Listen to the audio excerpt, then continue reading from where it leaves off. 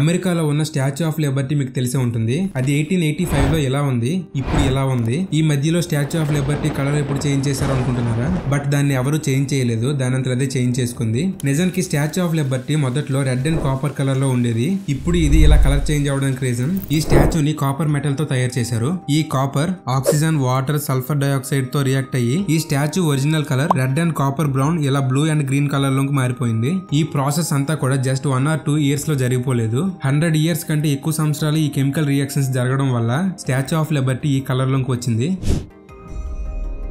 ఇప్పుడు మీకు హిస్టరీలోనే the deadliest 2 weapons గురించి చెప్తాను. దీని పేరు మ్యాగ్జిమ్. ఇది ఒక మిషన్ గన్. దీన్ని 19th to 20th centuryలో తయారు చేశారు. ఈ గన్ ని జపనీస్ వార్ లో ఒకసారి, అమెరికన్ వార్ లో 2 సార్లు, ది సెకండ్ బోయర్ వార్ లో ఒకసారి, వరల్డ్ వార్ లో ఒకసారి యూజ్ చేశారు. అండ్ ఈ గన్ తో 1 నిమిషంలో 500 నుంచి 600 బుల్లెట్లు షూట్ చేయగలం. ఇంకా దీని యొక్క ఎఫెక్టివ్ రేంజ్ 2000 meters అండ్ దీని లెంత్ వచ్చేసరికి approximately 1.16 meters, weight 27 kgs. Second weapon వచ్చేసరికి న్యూక్లియర్ వెపన్. దీని గురించి మాక్సిమం అందరికీ తెలిసే ఉంటుంది. ఈ న్యూక్లియర్ వెపన్ లో 2 ప్రైమరీ టైప్స్ ఉంటాయి, అటామిక్ అండ్ థెర్మో న్యూక్లియర్. ఈ బాంబు గురించి చిన్న ఎగ్జాంపుల్ చెప్తా. అది 1945 August 6 హిరోషిమాలో లిటిల్ బాయ్ అనే ఒక ఆటం బాంబ్ పడింది. ఈ బాంబ్ లో 15,000 to 20,000 tons TNT ఉంటుంది. ఇది ఒక పవర్ఫుల్ ఎక్స్ప్లోజివ్ సబ్స్టెన్స్. జస్ట్ ఈ బాంబ్ పడడం వల్ల 4 months లోనే 90,000 నుంచి 1,66,000 పీపుల్స్ చనిపోయారు. ఈ బాంబ్ బ్లాస్ట్ అయ్యాక ఆ ఏరియాలో gamma rays and neutron radiation కొన్ని సంవత్సరాల వరకు అక్కడే ఉంటుంది. ఇప్పుడు మీకు చెప్పింది అటామిక్ బాంబు గురించి. ఇంకా థెర్మో న్యూక్లియర్ బాంబ్ అయితే అటామిక్ బాంబ్ కి బాంబు లాంటిది. ఈ థెర్మో న్యూక్లియర్ బాంబ్ లో 1 million TNT ఉంటుంది.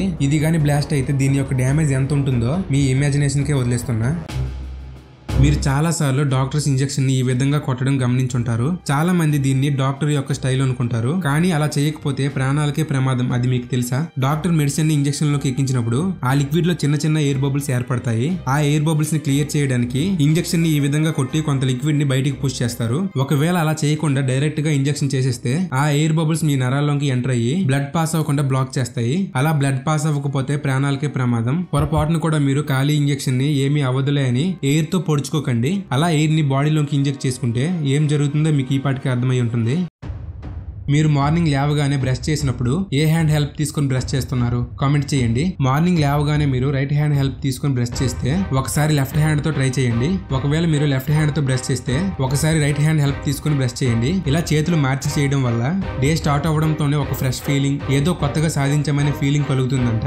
ఇది నేను రేపు ట్రై చేస్తా. దీన్ని మీరు కూడా ట్రై చేసి ఒకసారి కామెంట్ పడేయండి. రీసెంట్ గా పీఎం మోదీ గారు గగనయాన్ మిషన్ లో స్పేస్ లోకి ట్రావెల్ చేయబోయే ఆస్ట్రోనాట్ నేమ్స్ ని రివీల్ చేశారు. ఈ గగనయాన్ మిషన్ లో మొత్తం 4 members స్పేస్ లోకి ట్రావెల్ చేయబోతున్నారు.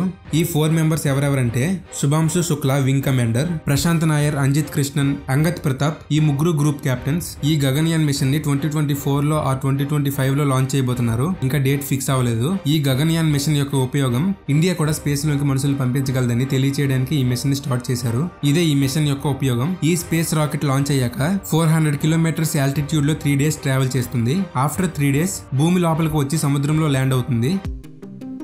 మీలో ఎంతమందికి మీమ్స్ అన్నా మీమ్ లాంగ్వేజెస్ లో మాట్లాడే వాళ్ళన్నా చాలా ఇష్టం? కామెంట్ చేయండి. అసలు ఫస్ట్ మీమ్ ఎప్పుడు తయారయ్యిందో తెలుసా?